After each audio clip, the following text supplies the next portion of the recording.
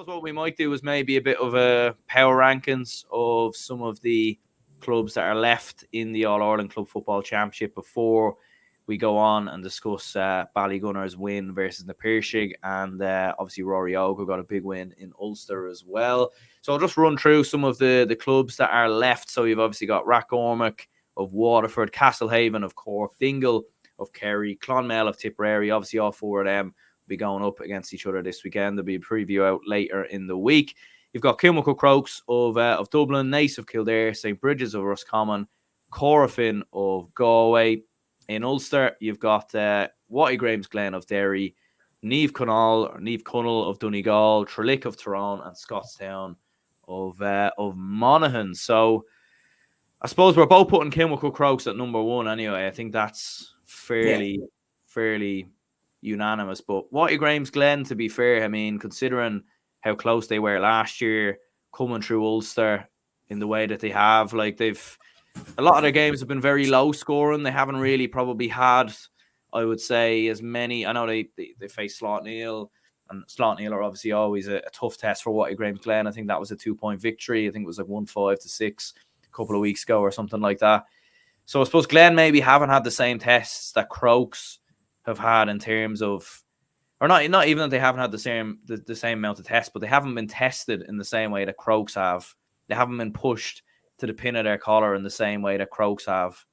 So, I mean, that probably stands to Crokes, but this weekend will be a huge answer for Watty Glen, because I do think Niamh Connell will give them a tough test this weekend. Yeah, no, I do agree with you. I think they haven't had the same life or death moment that Crokes had. Like when Crokes were coming forward in that last attack against Raheny, they were going out. And there was a real sense in Parnell Park that Kilmacud are about to get knocked out here at the semi-final stage. Like unbelievable scenes. And they found a way. Glen haven't had that life or death moment yet in the championship. They've had it pretty easy in Derry, apart from obviously the Slot Neal game, like the final against O'Donovan Ross, the matter of fact, they just never got going. But then, like, Cargan gave them a right good go in the quarterfinal, and we're quite unlucky. Like, Tomas Buchanan's red card did look harsh enough, and Glen didn't really impress in that game, but to be honest, they won't care. They'll know deep down inside that they can do better than that. They'll know that they can perform better than that. So I still probably would put Glen number 2. Number 3, I'll surprise people here. I'm going Scottstown number 3. I really think like Matthew was kind of the one who Matthew has converted me into believing in Scottstown. I've been swayed. Like, he was talking to me about it, and he was saying, because I'll hold my hands up, I did think Kilcoo would beat Scottstown. And me too, yeah. And he said, well, why do you think it's so simple that Kilcoo will win? Look at Scottstown's team. And I had looked at it, but it was only when he read them out so kind of emotionless, like Conor McCarthy, Jack McCarran, Rory Beggan, Kieran Hughes, Darren Hughes, Ryan O'Toole. I was like, that's a lot of quality Monaghan footballers there in that team. And now that they've beaten Kilcoo, who were one of the favourites to go and win the whole thing, why can't Scottstown go and win the whole thing? Especially the fact that, like, they're against Trillick, who I do rate highly now. Trillick are a dangerous team to come up against. But I'd probably say they're my top 3.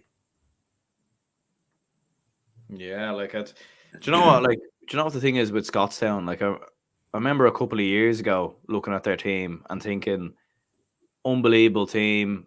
A lot of their lads were in their prime, and I was thinking at some point surely they have to make the breakthrough, because they were so dominant in Monaghan for so long. And then every time coming into Ulster, they might have had the odd result here and there, but they just couldn't get over the line. And I was just thinking, when they get to Ulster, they just can't seem to deliver, whether it's because they're putting too much into Monaghan. We all know what it means, or I suppose, we don't know what it means, obviously, to win senior county titles, but we've seen so many teams down the years win county titles, go into their provincial championship, and I suppose they just can't, flatter to deceive in many ways. And I was looking at that with Scottstown again, but at the same time, no one's ever denying the talent and players that they have, as you said, and the likes of Rory Beggan, Conor McCarthy, Darren Hughes, Ryan O'Toole. Like, they've so many inter-county quality footballers, and you know, like the spine of that Monaghan team was there, and Monaghan were in an All-Ireland semi-final this year. Let's not forget as well. So, yeah, I would look to Scottstown and think, you know, I think they probably will have enough to get through Tralee. I think Tralee will be a very tough test for them, don't get me wrong. But I think the idea of them and Glen in the final of Ulster will be an absolute cracking game. And like, we're talking about tests, we're talking about big games. That's about as tough as it gets for a Watty Graham's Glen or for a Scottstown. And to be honest with you, like it'll be interesting to see how this weekend's games go. But like, if Scottstown go out and put in a dominant performance, and Glen, who, as we said, have looked again, it nearly looks like Glen are waiting until their peak a little bit. They're waiting until they, you know, hit that Ulster final, semi-final, and then they'll click into their best. But I wouldn't be too far away from predicting a Scottstown win there, you know. If they get through Tralee, I wouldn't be at all surprised if they did win a Connacht Championship. So I think putting them at 3 is not a bad show. Yeah. How far are we going down? All the way to the bottom? Yeah, well, I suppose, yeah. We'll see. We'll see. We obviously won't spend too much time on. I'll go a quick one. So you tell me, do you have the list of them up? I have them all here, yeah. Okay, so I will try and do them out genuinely off the top of my head. So 1, Kilmacud Crokes. 2, Watty Graham's Glen. 3, Scottstown. 4, Currafin. 5, Tralee. 6, Clonmel Commercials. 7, St. Bridget's. 8, Nave Connell. 9, Nace. 10, Dingle. 11. Well, 12 is Rathgormack. Who's 11? Who am I missing? Who's 11? Who are you missing? You're missing Castlehaven, I think. Did you say that? Castlehaven. Oh, Castlehaven are good. Castlehaven at 11. I don't think Matthew will be happy with that. No, I just forgot about Castlehaven. I would put Castlehaven up a bit further. Yeah, to be fair, it's tough. It's tough to do right off the spot. Castlehaven above Nave Connell. Fair. And would you really have Dingle at 10, or was that, or did they slip your mind as well? Well, I don't know. Because Dingle got absolutely smoked by Mid-Kerry. And I had a look through the Mid-Kerry team, and there wasn't actually that many county lads in that team. So, like, how high would you put Dingle? I'd be maybe putting them above Clonmel Commercials and St. Bridget's. I think from St. Bridget's at 6 down to, honestly, not Castlehaven, down to Dingle at then 11 if Castlehaven were to jump above them. I think that's all fairly interchangeable.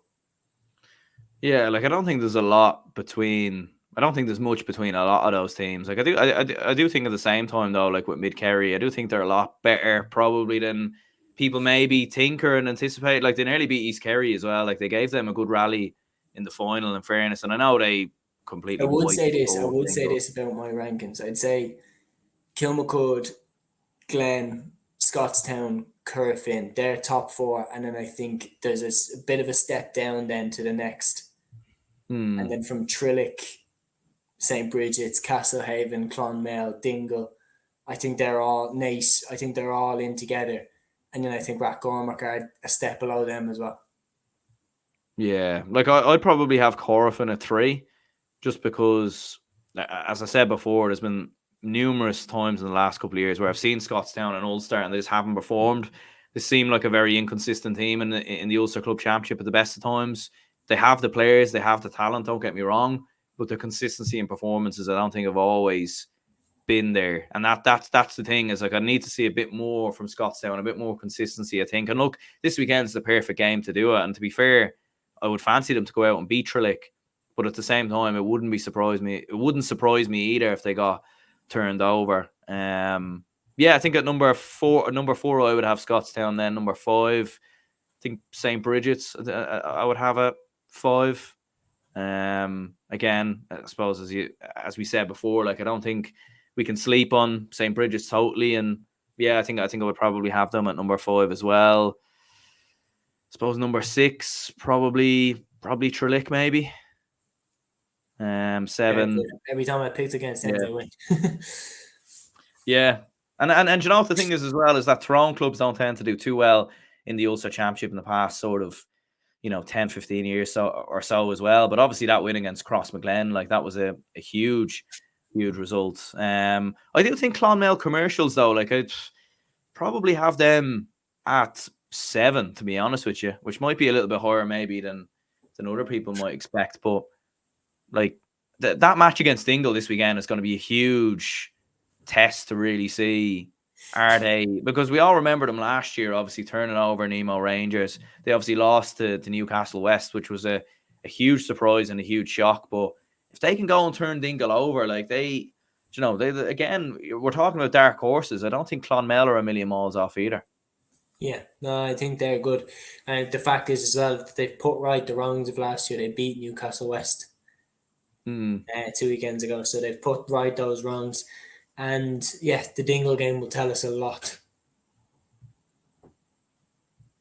Yeah, I think Because so. with Dingle, I was very confident in them at the start of the year, but just seeing how they got annihilated by Mid-Kerry, I'm just like, how is their heads going into this game? Like, do they believe in themselves? Are they as confident as they were before that game? Yeah. It's going to be interesting, all right. Like, I suppose, yeah, like looking further down the chain, obviously, like Siracco Ormick, I think are, at the bottom. But I think we all agree pretty much that Kilmuckle Crokes, number 1, Glen, number 2, 3 and 4, probably interchangeable. But I think we're probably looking at it, and those 4 sides that we mentioned, like, they probably are, like, Crokes and Glen seem a bit above the rest anyway. Like, again, if Scottstown go out and put in a top performance against Tralee, we could maybe change our minds. But haven't seen what Glen have done last season and so far at times this year in terms of results. Maybe the performances haven't been there, but they have looked very, I suppose we know what they can do, obviously, when they get to this stage of the season, in fairness.